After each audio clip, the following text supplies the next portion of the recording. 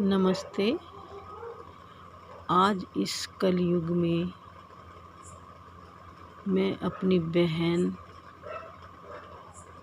बेटियों आदि को कुछ कहना चाहती हूँ। अगर आपको अच्छा ना लगे तो मुझे माफ़ कर देना, लेकिन मैं यह सब सोचती हूँ इसलिए आपसे कह रही हूँ। पुराने समय में क्या था कि जो हमारे नारी जाति थी, जिसमें हमारी बहन, बेटी, चाची, माँ, भाभी सभी आ गए हैं। उनको क्या था कि एक परिवार की सीमा के अंदर ही अपना जीवन व्यतीत करना पड़ता था। लेकिन जैसे जैसे समय बीता, लोगों की सोच में बदलाव आया। उन्होंने नारी जाति के इन सभी किरदारों को बाहर कदम रखने दिया। धीरे धीरे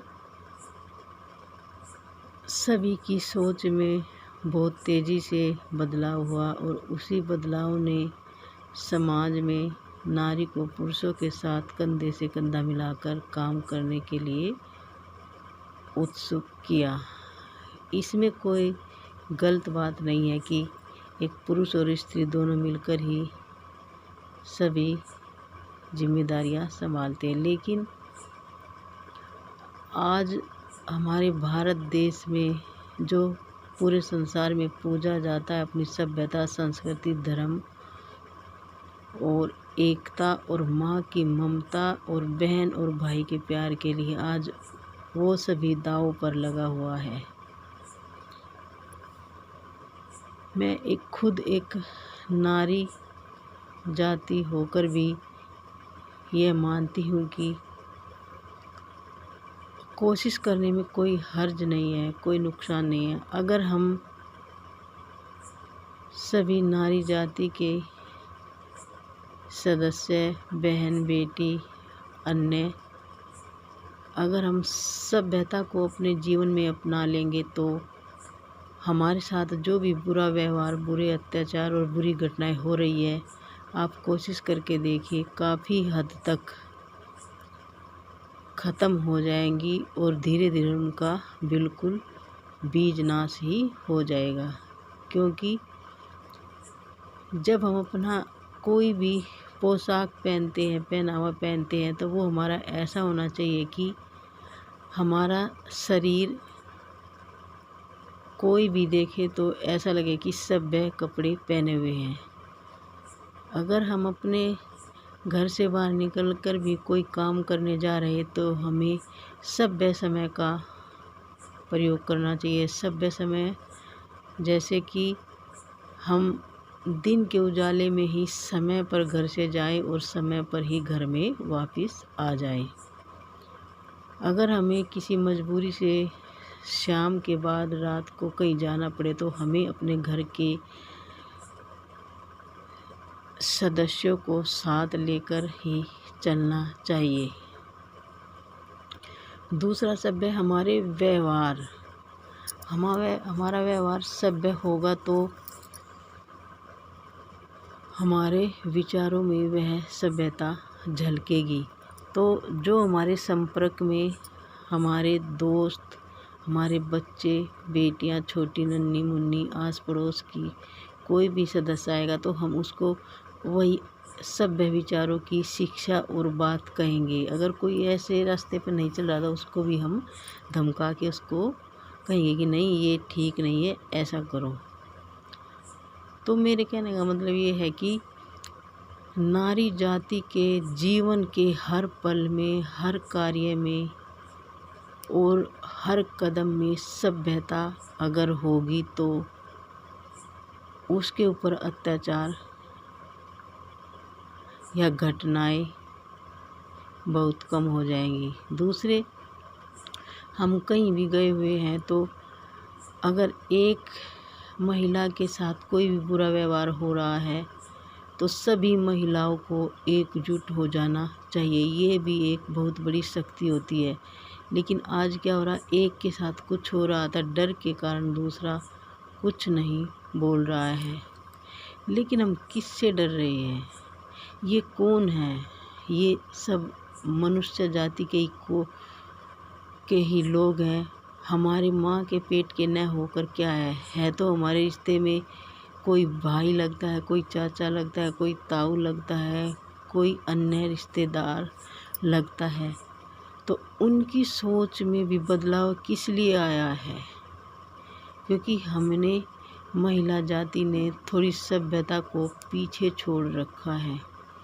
हमें अपने जीवन की हर बात में सभ्यता को लाना होगा, तभी हमारे साथ जितनी भी घटनाएं हो रही हैं वो ख़त्म हो सकती हैं। कई बार ऐसी लाचारी हो जाती है कि हम चारों तरफ से घिर जाते हैं, लेकिन अगर वो घेराव रात के अंधेरे का होगा तो वो खतरनाक होगा, लेकिन दिन के उजाले का घेराव हमें बचा सकता है।